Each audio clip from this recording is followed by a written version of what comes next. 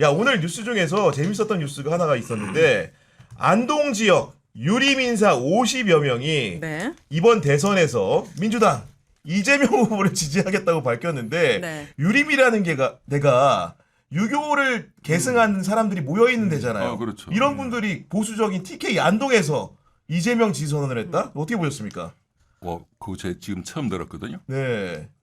안동 유림 뭐 우리 김 의원님이 더 잘 아시겠지만 예. 보수 꼴통의 거의 뭐 그래요? 총본산이시. 굉장히 이례적인 상황입니까? 아주 이게? 이례적이죠. 네. 좀 이례적이긴 한데요. 네. 뭐 저는 그 유림 분들께서 뭐 보수 꼴통 이건 아니실 것이고 이제 유교의 기본적인 정신을 숭상하시는 분들일 텐데 아마 네. 나라 걱정이 앞서서 음. 모이신 게 아닐까라는 생각이고 제가 고향 사람이라서 그런가? 예 우리 왜 그러니까요. 이재명 후보님도 안동이 고향 아니에요? 안동 그러니까. 고향이에요. 맞아요, 맞아요. 저는 네. 안동 바로 밑입니다. 근데 아. 지금 중요한 게 저는 좀 그 말씀을 좀 드리고 싶어요. 지금 음. 보수 지지자분들께서 이런 큰 선거를 치를 때에 자꾸 프레임에 갇혀가지고 우리 불교에서 상해 가린다 그러잖아요. 그렇죠, 상해 가려서 그렇죠. 본질을 못 네. 본다 그러잖아요. 네. 우리가 자꾸 프레임에 갇혀서 음.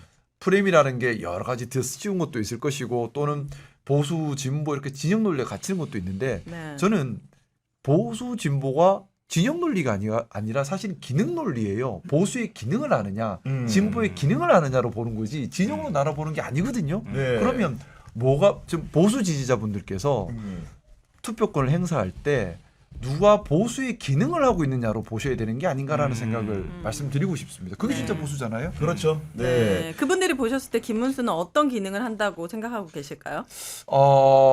아주 혼란스러우실 텐데 일단은 원칙주의자라는 것은 보고 계실 것 같고요. 그렇죠. 맞습니다. 그 네. 원칙주의자라는 생각은 하실 것 같고 그거는 긍정적인 것이고 대신 도의에 맞느냐에 대해서는 물음표를 가지실 것 같아요. 왜냐하면 12월 3일 비상계엄 그 사태의 국무위원이었는데 법적 책임은 차치하고라도 헌법재판소에서 분명히 만장일치로 반헌법이다 결정이 났습니다.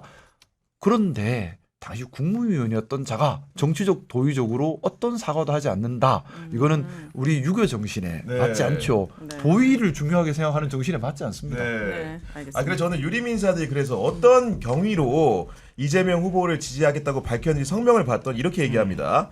현재 침체된 안동과 경북 상황을 극복하고 새로운 미래로 나아가기 위해서는 안동 출신인 이재명 후보를 지지하는 것이 제 말이 맞잖아요. 공익에 부합한다는 확신이 있다. 이렇게 얘기했거든요. 제 예. 말이 맞았잖아요. 아니 지난 대선 때도 안동 출신이었어 이재명 후보는. 그러네요. 지난 대선 때도 출신은 안동이었잖아요. 그때는 안 보였나 보네. 왜 그때는 안 보이고 그때는 안 보이고 지금은 이렇게 지금은 다시 갑자기 보이나 잘 보이는 보네. 걸까요? 당선될 것 같으니까 이번에는. 궁금하네요. 그래서 그런 건 아닐까요? 네. 하여튼 근데 저는 최근에 이런 질문들을 몇 번 받았는데 민주당 후보로서는 처음으로 TK 후보가 나왔다. 그리고 호남을 기반으로 해서 민주당이 그동안은 PK에서 득표를 해야 대통령에 당선된다고 하는 일종의 법칙 아닌 법칙이 있다고 얘기를 했는데 이젠 PK에 도전하는 대통령이 나올 가능성이 있다고 하는 거예요. 네. 이거는 TK가 그렇다고 해가지고 금방 자기들의 어떤 보수 지향이나 이걸 바꿀 것 같지는 않지만 그래도 정말 집권을 잘 하게 되면 민주당에 기대를 걸 수도 있겠다. 그러면 자연스럽게 지역주의 우리가 타파 얘기하고 하나 많이 얘기하잖아요. 그런 면에 있어서는 굉장히 큰 기대를 할 수도 있겠다. 그래서 이번에 TK 계시는 분들이 기왕 밀어줄 거라면 조금 더 화끈하게 밀어서 한 30% 이상 득표를 하게 해주면 네. 확연하게 뭔가 다른 모습들이 나타날 수 있지 않을까 저는 기대하고 있어요. 야, 근데 정말로 이런 대세론이 약간 형성되는 것 같다는 생각이 드는 거는 오늘 이제 언론사 의뢰로 한국갤럽의 여론조사 발표가 있었는데 네. 사자 대선 구도에서도 이재명 후보가 50%를 얻은 결과가 나왔습니다. 근데 이거는 그냥 이거 이렇게 얘기하면은 너무 한쪽은 너무 이렇게 긴장을 늦추고 다른 한쪽은 또 너무 긴장할까봐 또 걱정되는데 이 정도 숫자는 그냥 게임 끝인 거예요, 사실은. 왜냐하면은 무응답층이 한 20%는 들어가거든요, 보통의 경우에는. 아직 갈피를 못 잡고 있는 사람들. 그럼 80% 가지고 계산해야 돼요. 80% 가지고 계산할 때 이전에 대선들 여러 번 이제 치를 때 여론조사한 것들을 보면은요, 사자 구도 정도까지 되면 보통은 40% 초반 정도 나오면 대통령으로 가는 맞아요, 거예요. 맞아요. 예. 근데 지금 사자구도에서 과반을 넘긴다고 하는 얘기는 이건 다른 대선하고 완전히 다르다는 얘기를 보여주는 거고요. 양자구도에서도 사실은 40% 후반 정도 나오면은 이거는 거의 득표가 되는 거나 마찬가지예요. 왜냐하면은 이 한 16대부터 보더라도 과반을 넘긴 후보는 박근혜 전 대통령 한 명밖에 없었어요. 과반 넘기기가 쉽지가 않아요, 득표율이. 네. 그래서 45% 후반 정도면 되는 건데 지금 여론조사가 과반 넘는 것들이 계속 나오잖아요. 이거는 사실은 하나만 할 게임이 돼버렸는데 국민의힘은 집안 싸움하고 있다. 향후의 전망 이제 결국은 법률적으로 우리 변호사님 같은 경우에는 아마도 이제 국민의힘 지도부가 이기기 어려운 형국일 거라 예상을 했는데 그러면 결국 사람들이 궁금한 거는 한덕수가 과연 주말간에 무소속으로라도 혹은 윤상현이 이끄는 급조 정당을 통해서라도 후보로 나올 것인가 말 것인가에 관심이 많은 건데 절대로 안 하죠. 절대로 안 합니까? 그건 네. 끝난 거지. 자기 돈 10원 한 장 안 쓰는. 지금 사모님하고 통화하고 있겠죠. 그러니까. 네가 그러고 있을 거야. 집에 나. 그건 결정을 또 그쪽에서 해주셔야 되니까. 아 근데 그 의원들이 탈당해가지고 정당 만들어서 뭐 하는 시나리오는요 이미 처음 그 국민의힘 경선 진행 중인 상황에서도 네. 시간적으로 거론이 됐었고 저도 그걸 또 질문하기도 했었는데요. 시간이 너무 짧아서 창당할 새가 없어요. 그러니까 기본적으로 창당 절차를 밟을 시간이 없어요. 그러니까 그건 현실적으로 불가능한 안이고요. 그럼 결국은 오늘 안철수 후보가 페이스북에 글 올린 것처럼 결기를 보여라. 그래. 예. 무소속으로 나가서 나 모든 거 다 걸었다. 내 재산도 확 다 걸어버리고 내 인생도 다 걸어버렸다. 이렇게 결기를 보여줘야 그래야 일주일 정도밖에 안 되잖아요. 사실 기껏 해봐야. 맞습니다. 그럼 그렇게 해야 뭔가 이렇게 쏠리기도 하고 정당성도 갖고 가고 그럴 텐데 그게 안 되는 거 아닌가요? 제가 볼 때는 그럴 희생을 애초부터 각오하지도 않은 것 같아. 안철수 의원님께서 이제 너무 착하신 거고 처음부터 그 한덕수 후보는 각계무샤잖아요. 그렇지. 진짜적인 예. 의혹이 있고. 맞아요. 조종자가 그렇죠. 따로 있고. 있고 네. 각계무샤 그 이렇게 가면 쓰고 가짜. 예. 가짜 사무라이 뭐 그런 거잖아요. 그러니까 나 어차피 그냥 얼굴 마담인데 내가 뭐하러 그분은 돈 엄청 좋아하잖아. 무조건 법카만 쓰잖아요. 그 법카를 줘야 자기가 할 건데 왜 내 돈을 써? 그거 절대로 안 돼. 왜냐면은 선관위에 그 후보 등록하는 순간에 기타금도 3억 원 내야 되거든요. 적은 돈 아니지 않습니까 이게? 큰 돈이지. 네 그런 상황인데 근데 이번에 보니까 저는 이런 생각이 드는데요. 그 사모님이 굉장히 용하다고 알려졌는데 맞아요. 예. 용한 것 같지가 않아. 사모님이 나가라 했으면 뭐가 잘 돼야지. 근데 물론 표면적으로는 한덕수 이제 전 총리가 그 관훈클럽 토론에 나와가지고는 사모가 말렸다라고 주장을 하긴 했죠. 아 그래요? 말렸다면 용한 거죠. 사태질하면서 화냈잖아요. 그러니까. 그거 어디 터무니없는 얘기 한다고. 그리고 박지원 의원한테 막 굉장히 유감 표명하고 국정원장까지 한 사람이 정부가 그렇게 없어가지고 아니 그리고 엉뚱한 소리 하냐고. 저는 그 얘기 나왔으니까 하는 말씀인데 그 점집 다들 많이 다닌다 이런 사모님을 보석 관련된 사랑하시네요, 얘기들 많이. 하니까 이제 새빨간 거짓말이라는 표현 썼잖아요. 네. 어디서 많이 들어봤다 했더니 MB가 옛날에 맞네. 새빨간 거짓말 이랬거든. 맞네. 근데 그 언어가 나중에 처벌을 받았잖아요. 맞아요. 결론적으로는 네. 그런 상황 맥락을 다들 정치인들이나 주변에 있는 참모들 알 텐데 굳이 그 표현을 골라서 한 이유도 솔직히 모르겠어요. 그럼 저는 그건 모르겠는데 지금 우리 구 기자님 MB 말하니까 네. 제가 이제 어제 오늘 이렇게 보고 이거는 이제 선거는 이제 끝났고 이제 퍼센트지도 거의 정해졌다. 퍼센트도 얼마나 될 것 같습니까? 차이가. MB가 당선됐을 때 그 사상 최대로 벌어졌거든요. 맞아요. 그때 격차가. 550만 표 차이였어요. 지금 3년 전에 그 0.73% 차이였죠. 그게 23만 표였거든. 3년 전 윤석열이가 이겼을 때. 그러니까 0.73이 23만 표니까 대략 하면 1%가 30만 표입니다. 그렇네요. 유효 투표수로. 네네. 저는 최소 15% 이상. 야. 450만 표 450만 이상 표. 날 거다. 아니면 한 20%. 그러면 사상 최대 600만 표 차이가 날 수 있죠. 야, 그러니까 사상 최대 득표율이 높을 수도 있는 거고 박근혜 득표율 기준으로는 박근혜 전 대통령이 가장 높았으니까 그게 51%인가요? 그렇습니다. 그랬던 것 같고 격차로는 격차로. MB였는데 그 두 가지를 다 달성할 수도 있는 거 아니겠습니까? 그렇겠네요. 이번에는. 왜냐하면 네. 제가 느낌상 그 MB 당선 때는 사실 본 게임이 국민의힘 그 내부에 MB하고 박근혜 간의 내부 경선이 전쟁이었고 이게 본선이었어요. 맞아요. 여기서 MB가 승리하고 박근혜가 화끈하게 승복한다. 이때 끝난 거거든요. 그리고 남아 있던 몇 개월 동안 그때 제 국민들의 어떤 전체적인 분위기 느낌 그것보다 지금이 더 격차가 벌어진다고 느껴지거든. 네. 그러니까 그 사실은 이거는 국민의힘하고 다 같이 섞어가지고 볼 문제가 아니고요. 민주당이 질 때는 엄청난 격차로 지고 이길 때는 간발의 차로 이겼단 맞아요. 말이에요. 매번 그랬죠. 사실. 네. 네. 근데 사실 2017년 대선은 아주 특수한 경우고요. 왜냐하면 보수 후보가 다 쪼개졌었잖아요. 그렇습니다. 표 다 합치면은 문재인 후보보다 더 많다 이렇게 얘기는 하는데 저는 뭐 안철수 후보 표는 빼고 얘기해야 된다고 하는 쪽에 조금 더 가까운데요. 왜냐하면 거긴 중도표가 많이 섞여 있었으니까. 근데 그렇다 하더라도 문재인 대통령은 그렇게 가지고 빼면 결국 500만 표 이하로 이긴 거란 말이에요. 왜냐하면 홍준표 후보 차이만 가지고 얘기할 때는 그렇게 큰 차이가 550만 표 이상 차이가 나는 걸로 나오지만 그러니까 민주당이 이길 때는 다 100만 표 이하로 이겨요. 간발의 차로 이겼거든요. 근데 이번에 민주당이 만약에 이렇게 이긴다고 하면은 국민의힘에서 어떻게 단일화할지는 모르겠지만 민주당이 그동안에 거뒀던 승리 중에 최대 승리가 될 수도 있겠다. 그거는 그동안에 집권하고 나면 민주당 뭐 어느 정당이나 마찬가지긴 한데 막 흔들잖아요.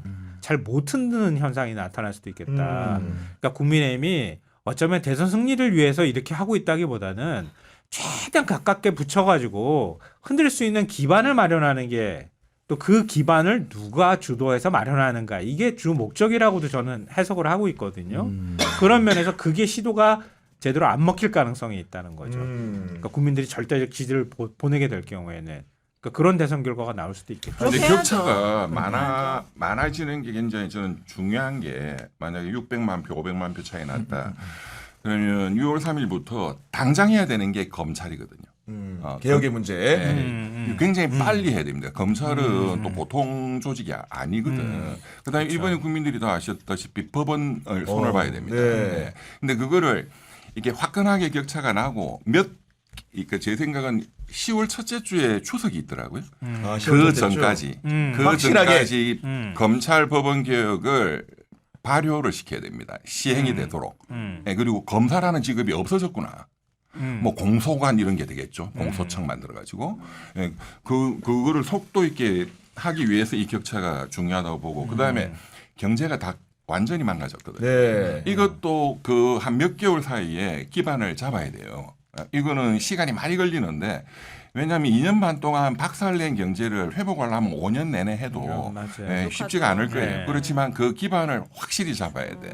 그런 차원에서 이 격차가 중요한 의미가 있을 것 네. 같습니다. 야, 근데 결국은 이런 격차를 우리가 거론하는 것 자체가 그래도 뭔가 후보를 정하는 국면에서는 국민의힘이 다른 면모를 보이지 않을까 했는데 저는 어제 도무지 이해할 수 없었던 게 의원님께 여쭈는 겁니다. 그 단일화 단판을 짓는다고 하면서 야외에서 사람들 보는 데서 라이브로 하는 걸 보고 이걸 수용한 측이나 제안한 측이나 제정신인가 싶었거든요. 솔직히. 그래서 제가 힘들었어요. 제가 힘들었어요. 아 근데 제가 지금 쭉 이렇게 말씀을 들으면서 좀 그 생각을 합니다. 아까 좀 전에 말씀 주셨던 것처럼 좀 어떻게 보면 국민의힘 원내는 강성 지지층 중심으로 뭉쳐서 버티다 보면 한쪽에서 권력을 남용하거나 또는 폭주하거나 실정을 하면 언젠가 다시 기회가 올 수 있다. 우리 예전에도 그렇게 해서 기회를 잡았어라는 잘못된 학습 경험을 가지고 있을 수 있어요. 그렇죠. 저는 좀 그 생각합니다. 표차로 큰 표차로 이기고 지고 이 부분도 물론 중요하고 의미가 있을 수 있지만은 더 중요한 것은 지금도 여론조사를 하면 국민의힘 이 상황임에도 불구하고 일단 국민의힘하고 찍는 분들이 전체 국민의 30-40%가 맞아, 나옵니다. 정당 지지율 기준으로. 네, 네. 나옵니다. 네. 그러면 중요한 것은 지금 좀 어렵고 힘들더라도 이 보수 지지층들께서 제대로 판단할 수 있는 기준을 이번에는 제발 좀 세웠으면 좋겠습니다. 그걸 못 세우면 계속해서 30-40%의 콘크리트 지지층을 가지고 가면서 맞아요. 버티기로 들어가 버리거든요. 그러면 이건 또 다른 사회 갈등 요인이 됩니다. 그렇습니다. 그래서 제가 기회 닿는 대로 사실 밖에 나와서 혼자 이렇게 떠들고 보수에 갇히느냐 하면 외롭고 춥고 그래요. 그런데도 계속 떠드는 이유가 보수 지지층들께서 보수 지지층이라면 무엇을 판단 기준으로 해야 되는가를 말씀을 꼭 드리고 싶고 각성하길 바라기 때문에 이 보수 지지층들이 바뀌어야지만 보수라는 것이 제대로 기능을 할 수가 있어요. 그렇죠. 그게 아니면 대한민국 국민의 30% 40%가 아직도 찍고 나오는데요. 정당 지지율이. 그러면 이 적은 수가 아닙니다. 그리고 영남 지역으로 가면 절대 다수예요. 그러니까. 저 한 번씩 이제 영남 지역 가면 절대 다수거든요. 그러면 이분들께서 보수가 진영의 이분들의 생각을 제가 들어보면 자꾸 진영 논리를 보세요. 보수와 진보 진영 논리다 보다 보니까 아이고 틀리고 모자라고 못나도 우리 편 찍어야지. 안 돼요. 못나면 안 찍어야죠. 쓸모를 보고 기능을 보고 찍자. 기능을 보고. 네. 그래서 제가 이게 잘할 사람이 보자. 진영으로 보지 말고 네. 기능으로 보시라. 내가 보수주의자라면 보수의 기능을 어디가 하고 있는가. 그러니까. 그래가지고 잘하는 데 펴주고 못하면 안 줘야지. 내가 주인이지. 시민이 주인이지. 국민이 주인이지. 정당이 주인이면 안 돼요. 정당에 왜 도구가 되려고 하십니까? 정당의 그러니까요. 주인이 되셔야 돼요. 네. 근데 저는 좀 생각이 다른 게 지금 김상호 의원의 얘기를 듣고 판단이 가능한 분들이 묻고 따지지도 않고 국힘을 지지하고 있는 분들은 아니라고 생각합니다. 판단이 안 되는 분들이에요. 그 사람들에게는 대화가 안 되고 그냥 무조건 찍는 분들에게 그분들의 밭갈이를 하는 건 굉장히 많은 시간과 정권이 바뀌어서 보여줘야 돼요. 실력으로? 이렇게 바뀌면 오. 이렇게 개혁이 되고 나도 삶이 달라지는 걸 보여줘야지. 그렇게 설득을 해야지 백내 그 사람들에게 보수의 가치가 이거니까 정신 똑바로 차리십시오. 이거는 좀 안 통할 수 있다라는 게 저의 의원님 생각입니다. 씨는 점점 진짜. 정치 평론가가 그러니까. 아니, 돼가요. 그러니까 정치하겠어, 저는 이제 현실적인 국민의 처음에는 상식, 정치 아무것도 모르는 국민의 사람이처럼 수준과 하더니. 재수이 낮으니까죠. 보여주라는 거죠. 네. 그러니까 이런 노력들이 네. 다 같이 더해져야 돼요. 맞습니다. 결과도 네. 나오고 또 같이 그럼요. 기준도 세우고. 그럼요. 정치가 건강해지려면 보수든 진보든 가치 판단 기준이 서 있어야 됩니다. 그럼요. 그래야 네. 국민이 주인이 되십니다. 국민이 우리 도구가 되면 안 김 돼요. 의원님 지금 말씀 듣고 제가 이게 딱 떠오르는데요. 기능 중심으로 봐야 되는데 그 유능하냐 아니냐 이런 거하고 연결이 되는 맞아요. 것 그 얘기 같아요. 뭐 예. 진보 보수 이런 게 아니라 맞아요. 일 잘하는 사람 뽑아야 조갑재 된다. 선생님이 그 이재명 후보님 그 식사 때 만나가지고 그 상당히 여러 번 반복해서 하신 말씀이 유능한 사람을 뽑겠다. 집권을 하게 되면 그간에도 누구 추천받아가지고 써봤더니 무능한 사람이 많더라. 그러니까 뭐 진보 보수 이런 진영 이런 거 안 따지고 그러니까, 네. 일 잘하고 유능한 사람을 뽑겠다, 쓰겠다라는 말을 네. 계속 반복적으로 말씀을 하셨대요. 좀 그런 느낌이 들어요.